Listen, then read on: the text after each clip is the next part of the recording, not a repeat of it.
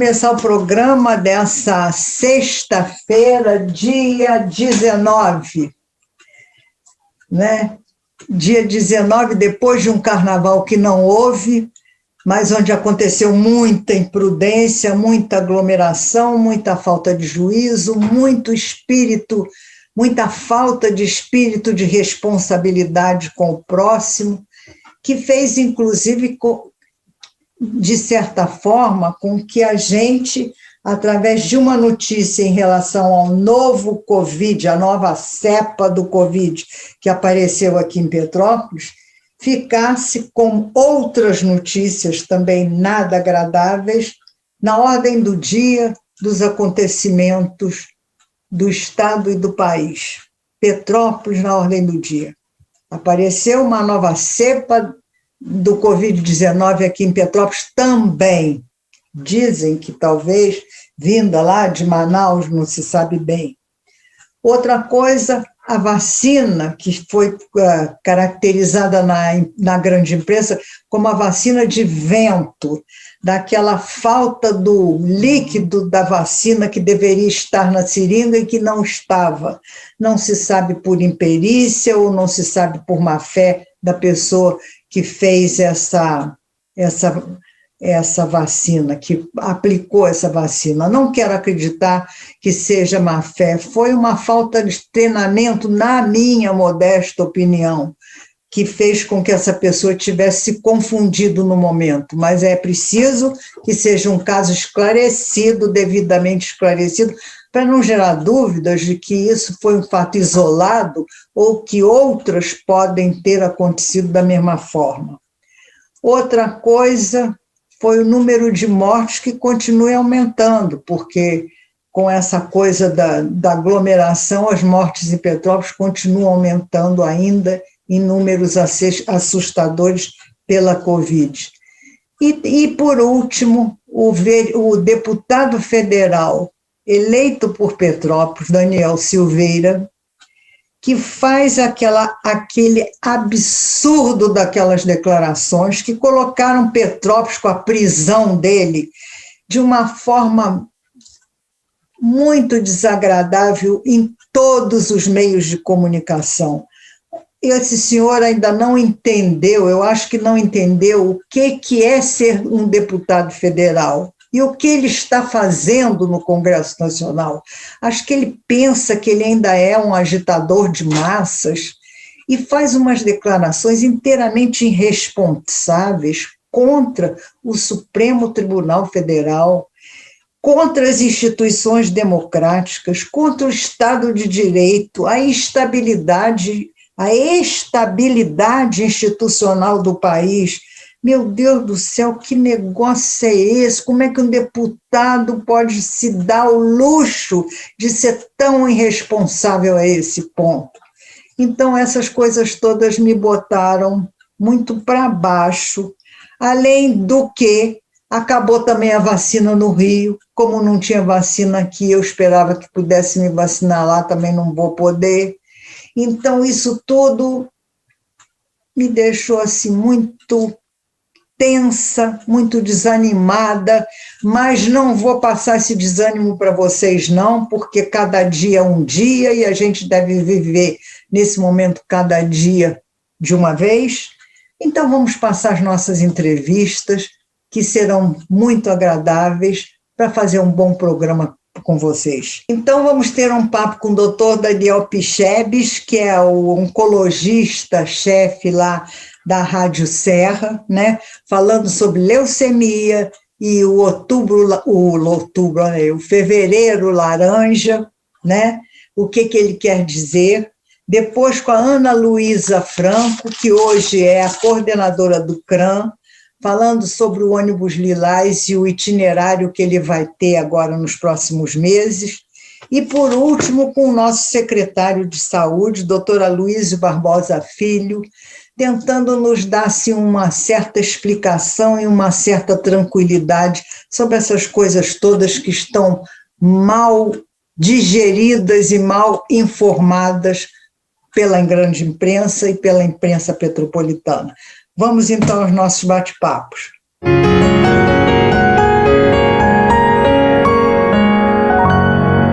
Então, agora, gente, se criou uma moda, um hábito de se chamar os meses de cores que chamam a nossa atenção para algum tipo de cuidado com a saúde que se deve ter. Por exemplo, o Outubro Rosa, né? Que todas as mulheres de Petrópolis já estão cansadas de conhecer e seguir, o Dezembro Branco, etc. E agora nós temos também Fevereiro Laranja, alaranjado, né? E que é uma forma de se chamar atenção para a questão da leucemia.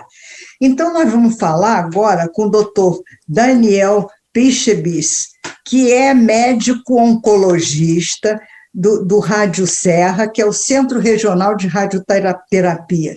E ele vai nos explicar um pouco, vai nos falar o porquê desse chamamento em fevereiro e o que a leucemia pode trazer a gente sabe que é uma doença gravíssima, mas ela pode trazer de mal e o que se pode fazer em termos de minorar o sofrimento que ela pode causar e até algum cuidado preventivo, se existe ou não. Então, doutor Daniel, é um prazer tê-lo aqui conosco para essas explicações técnicas sobre o que é a leucemia e o que se deve tratar. O senhor, como oncologista do Rádio Serra, nos dizer tecnicamente o que a gente faz com essa doença terrível. É um prazer tê-lo aqui, doutor. Obrigado. Boa noite, Ana. Boa noite para todo mundo que está assistindo. É um prazer poder conversar com vocês e também sanar algumas dúvidas e levar um pouco mais de esclarecimento para as pessoas. Acho que você bem disse, né? O sucesso do Outubro Rosa, ele chamou muita atenção depois que essa campanha começou, na conscientização sobre os demais cânceres, né? E hoje a gente conseguiu transformar o ano em um verdadeiro arco-íris. Isso. Cada mês é um mês colorido novo sobre uma coisa nova. Fevereiro acaba sendo o mês, né, do Fevereiro Laranja, que é um mês que puxa para a conscientização sobre a leucemia.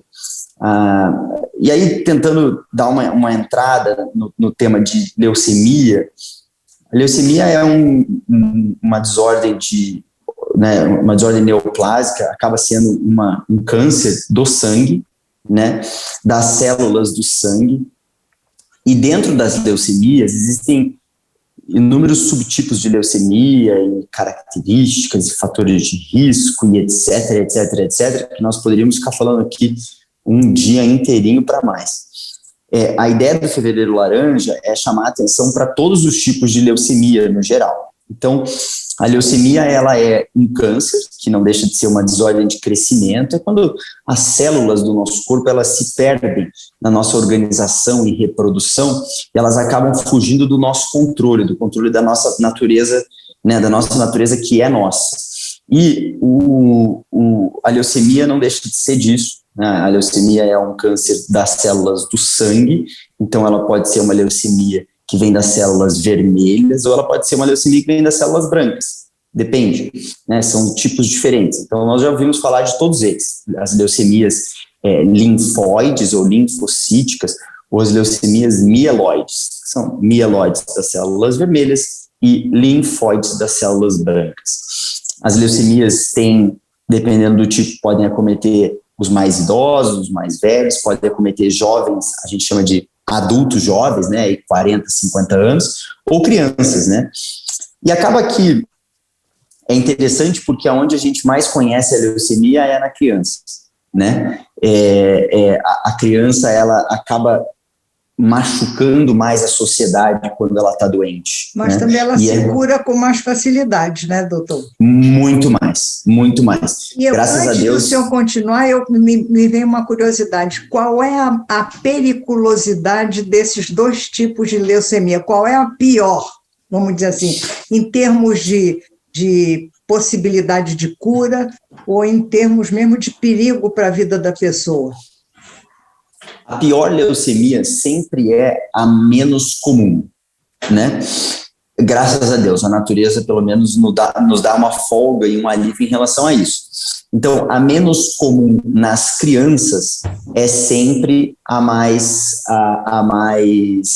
aquela que mais prejudica a criança, né? Que são as mieloides agudas, aquelas crises de leucemia que a gente vê, né? O paciente interna e fica mal. Essas são realmente as piores. E já nos adultos, acabam sendo aquelas que são mais comuns nas crianças, que são as agudas, mas linfóides, né? Os adultos são mais comuns nas linfocíticas crônicas, então LLC, leucemia linfocítica crônica, e menos... desculpa, meu celular aqui tremeu e caiu. E menos comum nas leucemias mieloides agudas, né? Então, cada faixa etária tem um tipo. Dentro desses subtipos, nós ainda temos características de fatores de risco ligados ao gene que está mutado, a mutação genética característica daquela leucemia. A gente já ouviu falar de cromossomo Filadélfia, que pode ser uma coisa boa ou ruim, dependendo da leucemia. Então, não dá para te falar que é a pior, sempre aquela é a pior ou sempre essa é a pior, e nominar um. Cada caso é um caso e acaba sendo muito específico. Do organismo do doente também, né, doutor? Muito. Depende muito do organismo do doente. Então, continuando o que o senhor estava falando? Bom, continuando o que eu estava te falando, as leucemias hoje, graças a Deus, a gente tem, né, a tecnologia que nós desenvolvemos e a ciência que a gente desenvolveu para resolver, diagnosticar e levar o problema é muito avançada, né? Então, nós temos inúmeros tipos de maneiras de diagnosticar, de prevenir uma eventual crise, né, leucêmica, e de curar, né? Então, as crianças, igual você disse, têm uma chance muito maior de cura do que um senhor ou um adulto jovem, e hoje em dia a gama que nós temos de tratamento é muito grande. Então, graças, né, a todos esses avanços da ciência, a gente hoje consegue controlar as doenças leucêmicas de uma forma muito fervorosa, o que é muito bom. Doutor, e essa questão de transplante de medula para, vamos dizer assim, para o tratamento da leucemia, é o que se tem de mais eficaz, vamos dizer assim? Com certeza, né? A leucemia, sendo ela uma desordem né, um câncer das células do sangue, o melhor jeito de você conseguir curar esse erro que está na impressora, né? É um erro, não é um erro do arquivo, não é um erro do sistema, não é um erro da logística, é um erro que está dentro do nosso organismo fincado. Então, não importa o que aconteça, todas as células acabam saindo erradas dentro da leucemia, né? Então, as células, elas saem erradas. A grande vantagem do transplante da medula é que nós destruímos a medula do paciente doente, né? Ela vai a zero, e a gente injeta uma medula nova, uma medula saudável. E o nosso corpo tem a capacidade de proliferar uma nova medula, né? Claro que depois de todos os testes de compatibilidade, tem procedimentos de segurança, né, a gente coloca muito antibiótico, remédio, etc, etc, etc. Não é nada simples, mas funciona muito bem. Então, você basicamente troca de roupa, 100%, né? Você troca completamente de roupa. Então, deixa eu lhe fazer outra pergunta. Essa roupa começa a ficar mal vestida ou dar problema de repente, ou é uma coisa que essa predisposição já nasce com a pessoa? Porque o senhor falou que, de repente, as células começam a vir erradas, né? Então, de repente, é fruto de que isso? Uma desordem que começa com o nascimento ou começa, de repente, em qualquer idade da pessoa? Como é que é esse processo? Bom, então, todos os cânceres, né, e não só a leucemia, eles têm uma origem multifatorial, né? Não é só uma coisa, não é só uma única razão. Tendo isso em vista, eu posso te dizer que a leucemia, ela tem um componente genético muito forte, né? Muito forte. Uma alteração genética, ela quase sempre é encontrada na leucemia. Agora, a pergunta é, só porque é genético significa que foi passado dos meus pais? Não, não necessariamente. Ela pode ser uma mutação espontânea, é uma coisa nova, uma coisa que você adquiriu, né? Que a sua linhagem desenvolveu. Além disso, existem fatores extrínsecos também. Existem fatores como, por exemplo, exposição à radiação, né? A gente vê que um grande, enorme número de pacientes com leucemia foi diagnosticado depois das explosões das bombas atômicas na Segunda Guerra Mundial. Então, os pacientes desenvolvem porque foram expostos à radiação. Às vezes expostos a algum componente químico, existe uma correlação que é relativamente forte com o cigarro, existem correlações com outras alterações genéticas, então é um componente multifatorial para desenvolver as leucemias. E, por exemplo, a ideia do outubro laranja, do fevereiro laranja, é chamar atenção para quê? Para o cuidado, porque qual é o cuidado? Como é que a gente detecta preventivamente uma leucemia? É esse o cuidado? Ou chamar atenção para esse componente genético? Qual é a atenção que a gente dá? Não sei se você está me entendendo. Tô sim. Qual é Eu acho o que chama a nossa atenção nesse fevereiro alaranjado? Para quê? O que a gente pode fazer para não ficar doente e para cuidar de alguém da nossa família que poderá estar doente? Como a gente faz isso? Essa a finalidade do mês, né?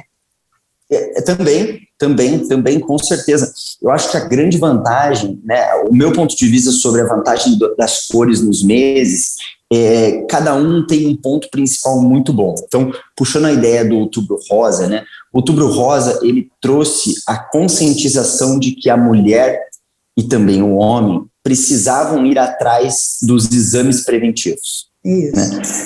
Não é o caso da leucemia. A leucemia não tem um exame preventivo. Mas, no meu ponto de vista, a leucemia, o fevereiro laranja, ele traz, primeiro, informação, né? E a gente hoje vive uma crise de pandemia viral, onde tudo começou com desinformação, né? Nós não sabíamos nada, a gente começou do zero. Então, nós conhecermos a doença, a leucemia, saber que a leucemia existe, saber os sintomas, saber o tratamento, saber que às vezes não é um diagnóstico de morte, ou que não é nem um diagnóstico tão ruim quanto as pessoas pensam, né? Só isso já tem o seu valor.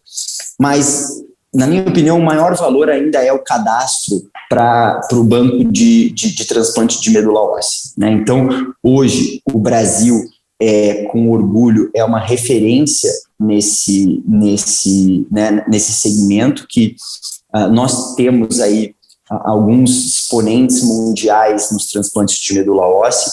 Um dos maiores nomes da medula óssea no mundo é um médico brasileiro, um médico do sul do Brasil, ainda atuante, realizou o primeiro transplante de medula óssea na América Latina, foi feito na Universidade Federal do Paraná, e o Brasil hoje tem um cadastro que se chama Redome. O cadastro do Redome é um cadastro onde as pessoas do Brasil inteiro podem deixar a sua biotipagem, a sua compatibilidade em um sistema online, né? Um sistema onde eu consigo simplesmente jogar e ver se alguma das pessoas desse sistema pode ser compatível, né? Que é o maior problema.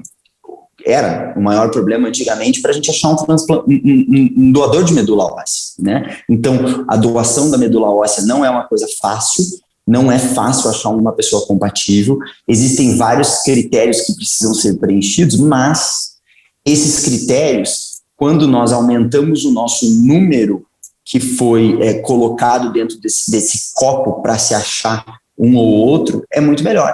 Entendeu? É muito melhor. Então, hoje o Brasil tem o maior sistema de cadastro de transplante de medula óssea do mundo, com o maior número, é um sistema que é interligado com a ONU hoje, com a Organização Mundial de Saúde, e que você consegue, com uma simples gotinha de sangue, numa doação de sangue que qualquer pessoa pode fazer, em qualquer banco, qualquer hemosangue, qualquer unidade de doação, você consegue se cadastrar para esse banco. Não significa que você vai ser chamado, a probabilidade é muito pequena, né? Muito.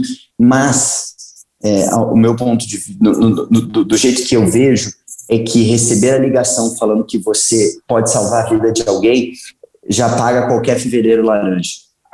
Então, para nós terminarmos esse papo muito bom, muito elucidatório, eu queria que o senhor falasse duas coisas. Primeiro, quais são os requisitos necessários, os critérios necessários, os mais amplos, claro, para que a gente seja um possível doador?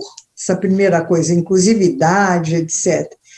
E segundo, eu até esqueci o que eu ia lhe perguntar, era outra coisa. Como é que a gente, como é que se faz a doação da medula? Quer dizer, qual é o procedimento? Se é uma operação, ou é um procedimento muito invasivo, ou é uma injeção? Porque o que a gente ouve falar é uma punção. Como é que é essa punção? Então, rapidamente, eu queria que o senhor explicasse essas duas coisas para a gente.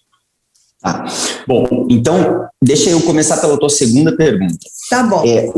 O processo de doação da medula óssea é um processo relativamente complexo, né? Então, tudo aqui vai envolver um doador e um receptor. Então, uma pessoa que está doente, uma pessoa que é compatível e está saudável.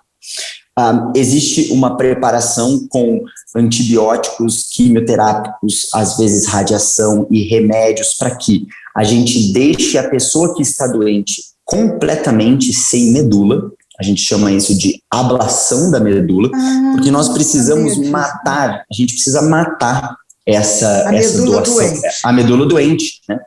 E a pessoa nova, que é o doador, ela precisa ter certeza de que ela não está doente. Então, eu preciso também fazer algum remédio, algum protocolo para ela, para que ela não esteja coronavírus, para que ela não esteja uma infecção de garganta, porque senão ela vai entrar num corpo que não tem defesa nenhuma. Então, esse é o primeiro, o processo é esse. Na prática, o processo da doação da medula óssea é a injeção, né, a gente chama de um catéter, né, de uma agulha, que é relativamente grossa, porque ela precisa ser como se fosse um canudo, ela precisa sugar a medula. A gente precisa de uma certa quantidade de líquido, né, mínimo, para que possa entrar. A medula óssea nada mais é do que um líquidozinho meio aerado, vermelho, né? E normalmente a gente faz isso nos ossos grandes. Então, o osso mais fácil de conseguir chegar no corpo hoje, que tem medula viável, é o osso da bacia. Esse osso dos nossos pneuzinhos que a gente consegue sentir. Então, para o doador, já foi um processo muito doloroso, mas é um processo relativamente hoje fácil, né? É um processo que dói um pouco, sim, mas é extremamente gratificante. Para o receptor, é um remédio na veia, né? É ficar deitado. Existe um processo todo de dias e mais dias até que tudo aconteça e tudo esteja seguro antes, durante e depois da doação. Em relação a quem pode doar ou quem não pode doar, hoje a gente pede que as pessoas tenham, né, o INCA, que toma conta do cadastro do Redome, que tenha entre 18 e 55 anos, tem que ser uma pessoa saudável, claramente, não pode estar doente, né? Você não pode ter câncer ou você não pode estar tratando alguma coisa, porque não faz sentido. E você tem que ter cada caso é analisado unicamente, mas você tem que ser uma pessoa que nós chamamos de um performance status, quer dizer, você tem que ter um status de saúde bom, você tem que ser uma pessoa saudável. Resumindo, é isso, né? É super fácil. O cadastro é literalmente feito com 4, 5 gotas de sangue. Esse cadastro vai para um sistema online, você não vai doar a medula nesse dia, né, nem nada disso.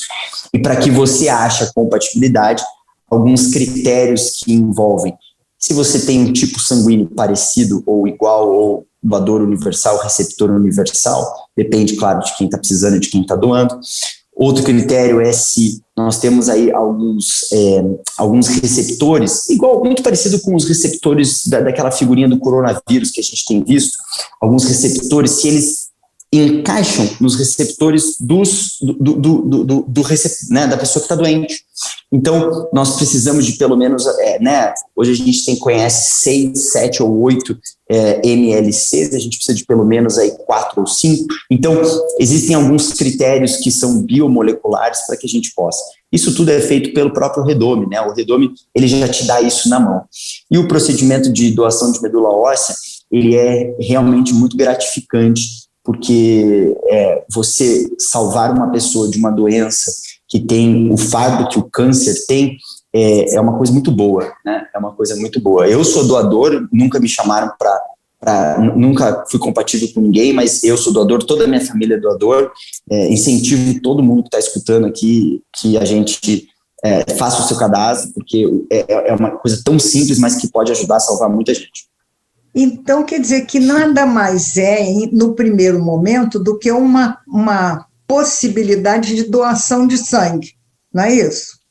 Exato. Nada mais do que, quando eu falo assim, medula óssea, a gente pensa logo alguma coisa no meio da coluna, alguma coisa muito grave, é sangue, é doar sangue compatível com alguém que esteja precisando, é isso? E, assim, chulamente falando, vamos dizer, numa linguagem bastante clara e coloquial, é isso, doar sangue a alguém que esteja precisando e que tenha o mesmo tipo de necessidade que o meu sangue pode transmitir, é isso?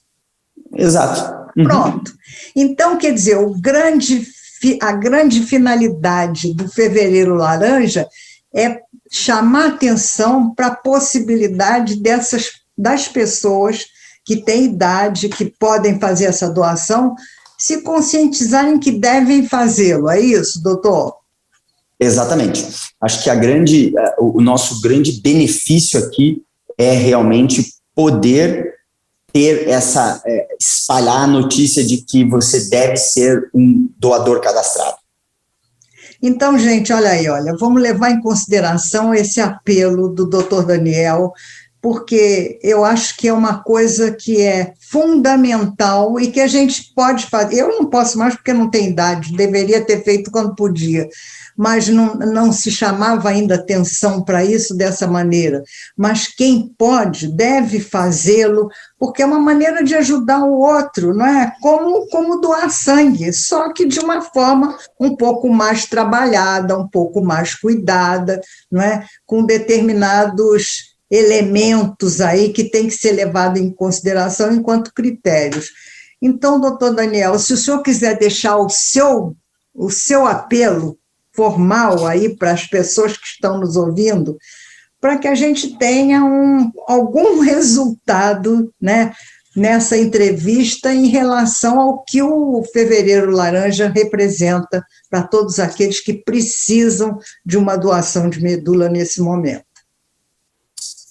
Eu agradeço muito, eu acho que em nome de todos os oncologistas, radio-oncologistas, enfermeiros, fisioterapeutas, nutricionistas, profissionais da saúde, todo mundo que tem qualquer contato íntimo ou não íntimo com pacientes oncológicos, que hoje a gente tem a possibilidade de ter esses meses coloridos e de que no mês de fevereiro a gente tenha essa conscientização de que ser um doador de medula óssea cadastrado, não necessariamente, você provavelmente não vai ser chamado, mas você dá essa chance, né, para quem precisa, é muito importante. Então, além disso, doar sangue é uma coisa muito boa, a gente produz sangue sem parar, então não custa nada, não dói nada, vai te custar 45 minutos do seu dia.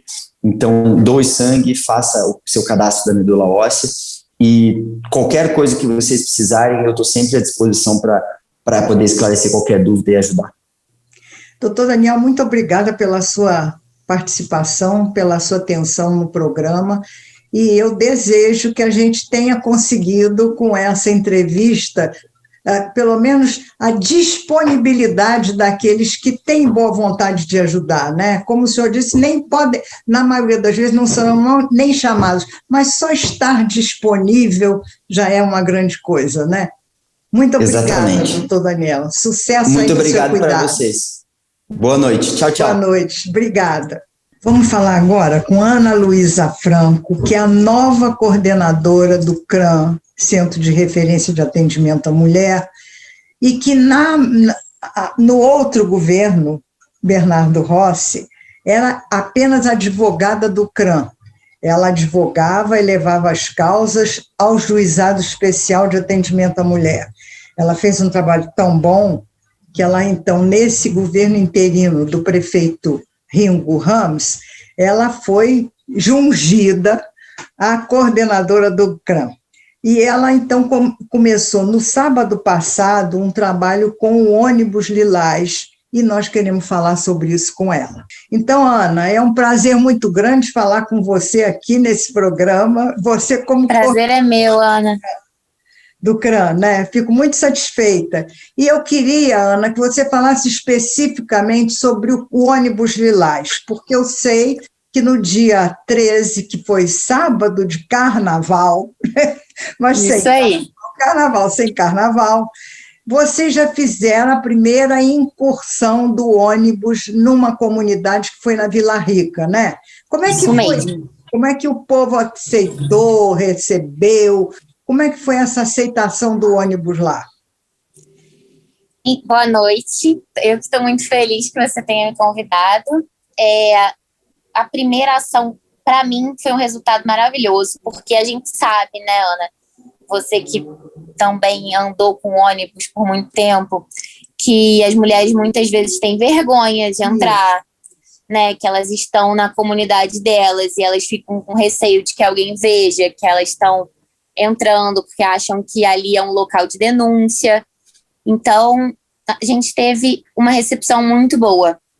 Entraram várias mulheres, a gente levou ficha, preencheu ficha de muitas. Algumas entravam um pouco mais tímidas, mas a gente, com o tempo, ia descobrindo que existia, sim, uma violência, porque elas chegavam, quero só uma dúvida. E aí a gente ia conversando, ia conseguindo tirar dela que realmente estava acontecendo alguma coisa. E o ônibus ficou parado, né, por um tempo, por causa da pandemia.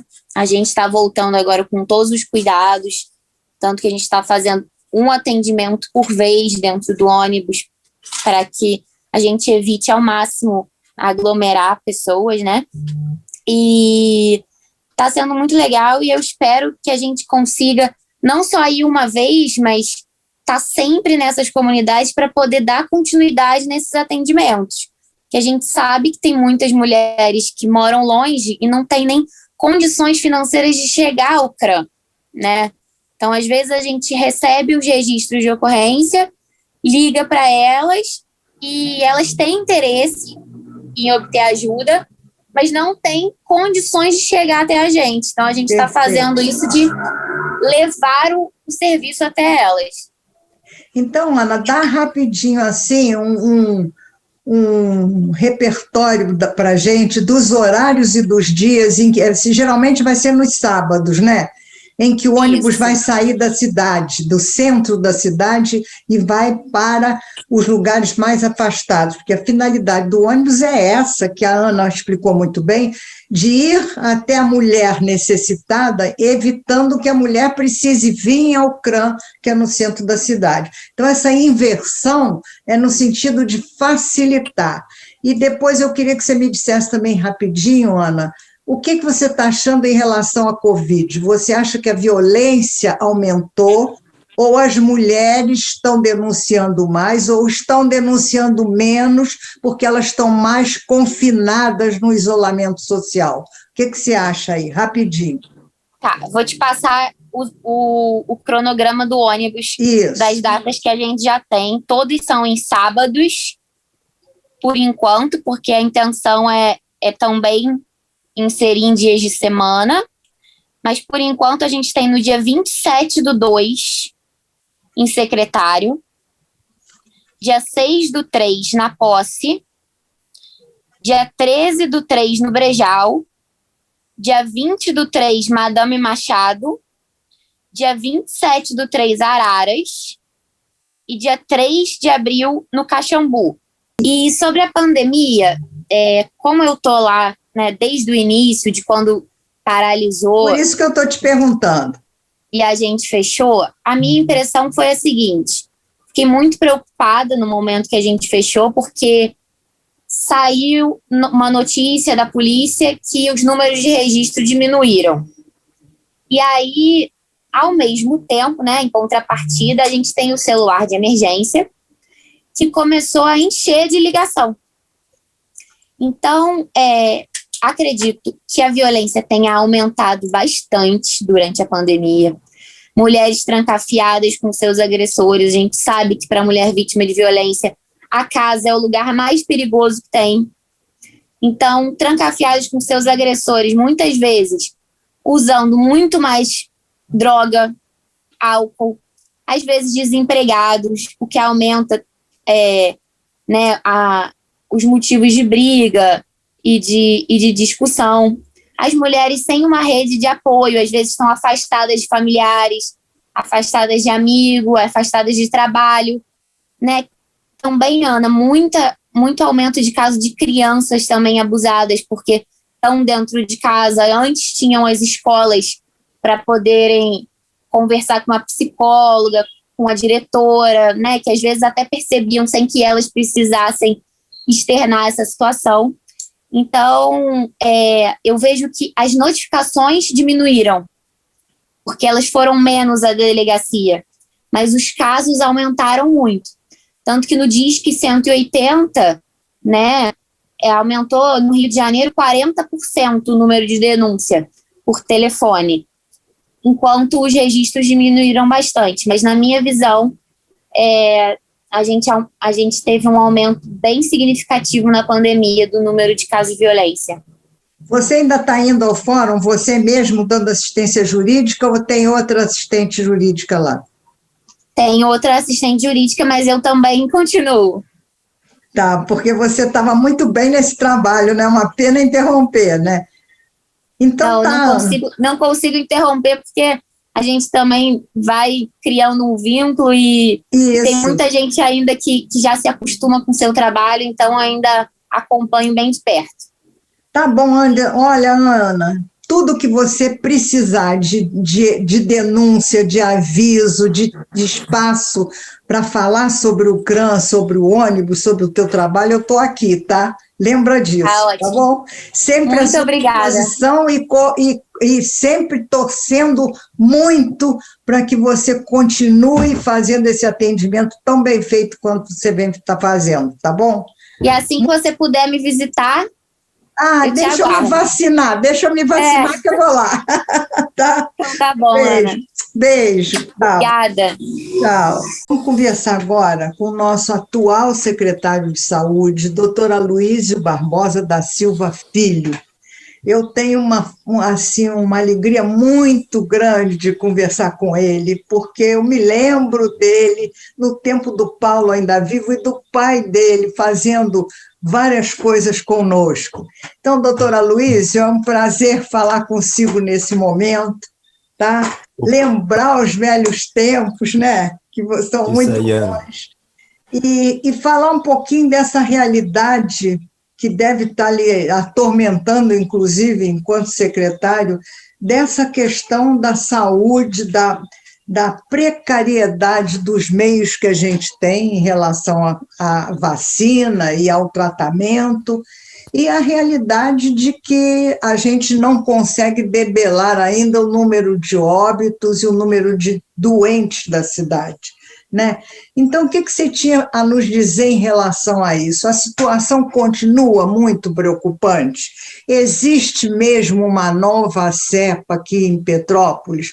Ou isso também é muita confusão da imprensa escrita e falada, que nesses meios de rede social também tumultuam muitas coisas? Eu queria ouvir de você qual é a nossa situação real.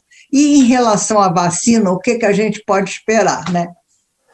Então, primeiramente, quero agradecer pela oportunidade, pelo convite. É um prazer ter você aqui. O prazer é todo meu. E realmente, relembrando, né, quando você me fez o convite, eu lembrei muito da história do meu pai, com o falecido saudoso Paulo Ratti, da época da política, daquela política saudosa, que tinha de comício em praça, de sair na rua abraçando, era uma política boa, muito boa, que eu convivi sadia, quando criança. Né? Sadia. Sadia, exatamente. Eu era adolescente, estava sempre acompanhando meu pai, sempre via também com muita admiração o Paulo Ratti sempre fazendo comício, e a gente já via aquela capacidade dele de fazer o povo ficar admirado pelas palavras e pela capacidade que ele tinha de realizar. Um grande Muito político, obrigada, um grande exemplo, e é uma grande admiração por ele. Sobre a questão, vamos lá, pelas perguntas, sobre a questão da nova cepa.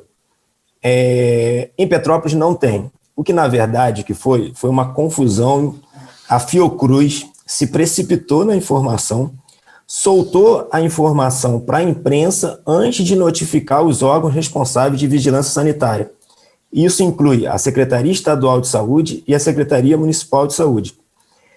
Todos esses órgãos ficaram sabendo dessa notificação pela imprensa, pelo RJTV e pela Globo.com. É verdade. Isso foi na parte das 18 horas. Quando aquilo noticiou, já começou a ter, né, notícias chegando, falando, e a gente ainda não tinha nada, não tinha sido avisado. Quando foi identificar, e até a presteza do Departamento de Vigilância em Saúde, que era antigamente chamado de Vigilância Epidemiológica, agiu muito rápido, recebeu uma documentação da Secretaria Estadual mostrando sobre o exame colhido, e aí você tem um número, né, que identifica onde o paciente colheu o exame. Você não diz onde é, nem o local, nem o bairro, nem o laboratório, nem o hospital, não diz. Mas por aquele número, o Departamento de Vigilância não identificava ter sido em Petrópolis a realização do exame. Com isso, esperou-se confirmação pelo laboratório da Fiocruz e viu que o paciente, na verdade, o cartão do SUS dele demonstrava que ele era do município de Petrópolis, quando, na verdade, ele já é morador do Rio há mais de 4 anos. Desde o início desses sintomas, onde ele procurou para coletar, ele não tinha vindo a Petrópolis. Mas, realmente, serve até de um alerta, porque a possibilidade de chegar é próxima. Essa nova cepa, provavelmente, no Paraná, já foi identificada ela desde outubro, já em circulação. Então, a circulação do vírus não muda a questão de tratamento nem de cuidados. O que você tem que manter é o uso de máscara, evitar aglomeração, quem puder evitar aglomerações, fazer a higiene das mãos, sempre com bastante água e sabão, e se você não tiver, fazer a higiene com álcool em gel. Sobre a questão da vacina, foram várias perguntas, deixa eu relembrar aqui. Sobre a questão da vacina. Eu sei, não, a gente vai gravando, né? Eu já te adiantei antes para você ir se preparando. Claro. A questão da vacina hoje, a gente entende, o mundo inteiro está querendo a vacina, né? Então, está escassa para todos os municípios. A capital do Rio, ela foi mais privilegiada em relação com a dose da AstraZeneca. De 2 milhões de doses, ela ficou com 700 mil doses na fase inicial, quase 50% de dose. Com isso, ela conseguiu ampliar um pouco mais a sua escala de vacinação logo na fase inicial. Mas tanto que você viu que ela suspendeu agora. Então, Petrópolis seguiu um protocolo mais rigoroso, orientado pelo Ministério da Saúde e por notas técnicas da Secretaria Estadual. Tanto que a última remessa de doses que recebemos era para iniciar a vacinação para o público mais vulnerável, que são idosos acima de 90 anos, que a possibilidade de mortalidade por contaminação pelo vírus é altíssima. Então, nós já estamos quase terminando esse público todo de 90 anos. Estamos na expectativa de receber mais doses para poder ampliar cada vez mais o espectro populacional de vacinação. Até por esse público que estamos para acabar, para essa semana agora, a vacinação para 90 anos, estamos com a expectativa até de ampliar para 85, 89 anos, mas ainda não é nada oficial, entendeu? Estamos nessa expectativa. E o único tratamento hoje para a Covid não tem jeito, é a vacinação. Então, assim, todos têm que se vacinar, se Deus quiser, vamos conseguir vacinas para todo mundo, e acredito que até o final do ano toda a população estará vacinada. Doutor Luiz, deixa eu lhe fazer uma pergunta. Continuando, então, essa escala de vacinação, poderá ser feito aqui em Petrópolis aquele mesmo esquema que foi tentado no Rio e que teve que ser interrompido? Quer dizer, um dia tal idade, outro dia tal idade, sem que haja necessidade de se telefonar para marcar, basta a pessoa ir lá e provar que tem aquela idade e pronto. Eu acho que fica mais rápido e mais ágil. Não é? Sim, essa questão da pessoa fazer o cadastro, né, ligar antes, é só para agilizar o processo de vacinação no local. Na Mas verdade, como que isso agiliza? Porque, na verdade, quando você tem que fazer a vacinação, você tem uma ficha de protocolo que é do Sistema Nacional de Imunização. Tá. Isso tudo você tem que adiantar. Então, lá na hora, a pessoa preenche essa ficha, ainda preenche o cadastro de vacinação e o cartão de vacina. Então, quando vai já com esse cadastro pronto, você só faz 2 preenchimentos. Então, você adianta esse processo ali na fila.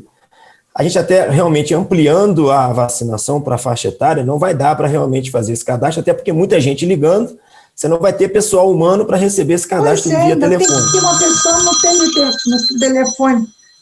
Exatamente. Aí o que estamos agora também, hoje até tivemos uma reunião com a equipe da epidemiologia, é de fazer o cadastro via aplicativo. Você tem um cadastro via do Conect SUS. Estamos estudando sobre isso para poder ver como ampliar. Mas a gente sabe que, por exemplo, até 90 anos, a faixa etária fica em torno de 1.500 a 1.600 idosos. De 85 a 89, quase que dobra isso, chega a 2.500 idosos. Mas cada vez mais que a gente for diminuindo essa faixa etária, aumenta o número de vacinados, que serão vacinados. E aí realmente não vai haver telefone que existe.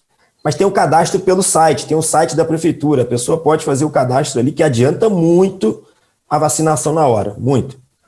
Até também para a gente poder ter como a gente se fala, fazer uma programação de quantas vacinas serão utilizadas a cada dia.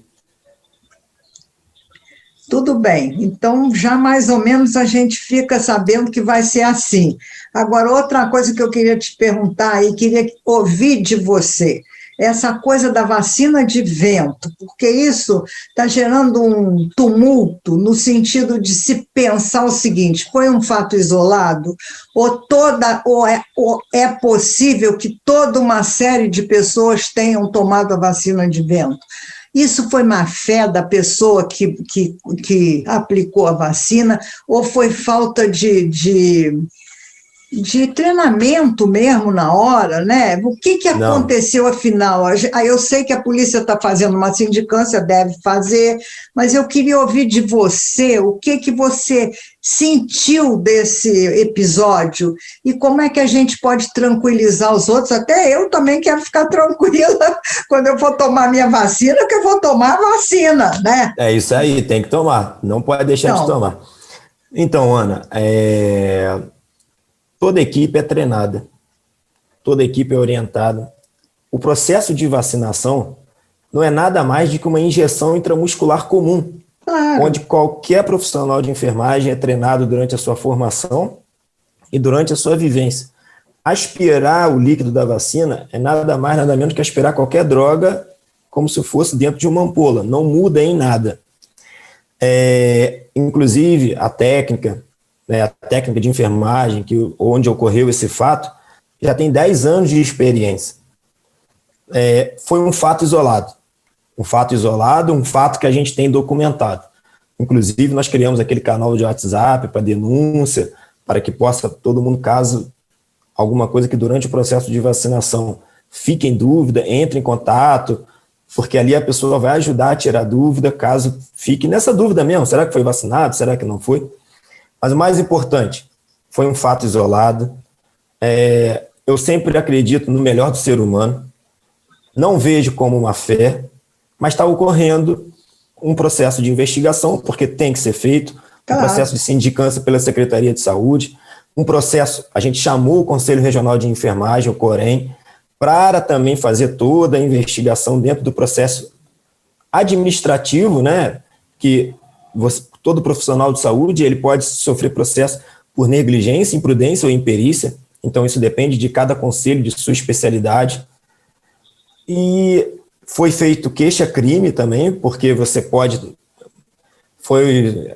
a imprensa levantou uma possível venda de vacinas. Isso é uma calúnia da mais terrível e só cria pânico na população. Pois é. Então, assim, o que a gente criou dentro da prefeitura, além disso, chamamos toda a equipe de vacinação novamente. Eles saem para vacinar do departamento de epidemia. A gente chamou eles 2 horas antes. Sentamos e conversamos. Fizemos um reforço do protocolo. Vamos sempre estar reforçando a cada 15 dias. E foi orientado que se posicionem de forma diferente.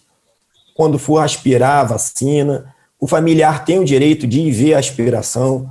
O familiar tem o direito de tirar foto da seringa antes de fazer a aplicação, após a aplicação, tem o direito de filmar a aplicação. Agora, o familiar não pode filmar o profissional. Filmar o profissional de saúde ali sem autorização prévia do profissional, não pode.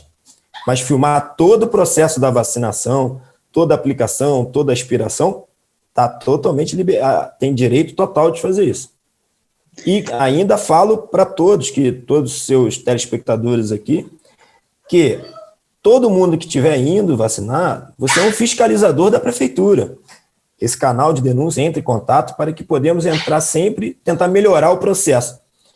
Nenhum município, isso eu vou falar do Brasil, e acredito que no mundo, ninguém trabalhou com dose restrita.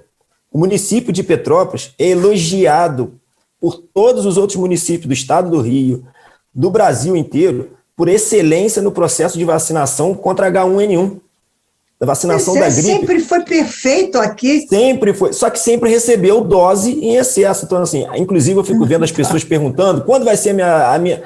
Eu estou com meu idoso de 70 anos, o que eu mais queria era estar vacinando todo mundo. Já resolvi o problema, porque você consegue cair queda de internação e a gente pode melhorar as outras doenças. As outras doenças estão acontecendo, estão aparecendo todo dia. Tem paciente com medo de procurar emergência e paciente falecendo em casa por outras doenças. Então, assim, a gente tem que resolver isso logo. Mas a gente depende de remessas de doses para a gente poder ampliar. Então, a gente está seguindo o protocolo mais rigoroso possível. Está sendo um protocolo exemplar e isso não pode ser prejudicado por um fato isolado. Então, eu falo à população, não deixem de se vacinar. Doutora Luiz, muito obrigada pela sua participação, pelo seu tempo, nosso tempo está acabando. Eu quero lhe fazer um pedido, que venha todas as vezes que puder e que eu sentir necessidade de uma explicação, porque é muito bom lhe ouvir falando isso, que a gente às vezes lê e não sabe se é verdade ou se está exagerado ou se é exatamente aquilo. Então, muito obrigada, isso vai ser muito elucidatório para todo mundo que está vendo e ouvindo, e eu lhe agradeço muito a sua boa vontade de colaborar conosco.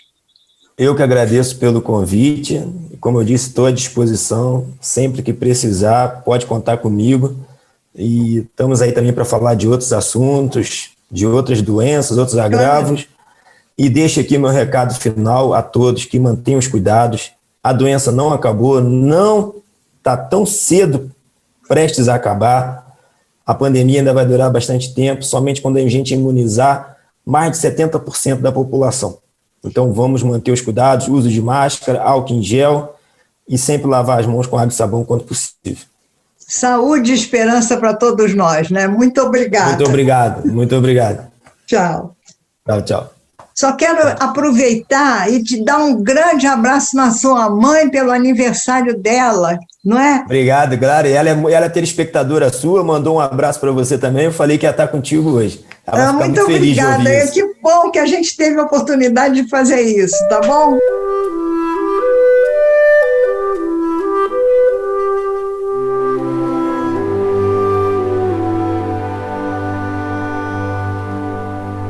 Bom, gente, cá estamos nós para terminar o programa, esperamos que vocês tenham gostado e até então, dia 29, na próxima sexta-feira. Boa semana para todos.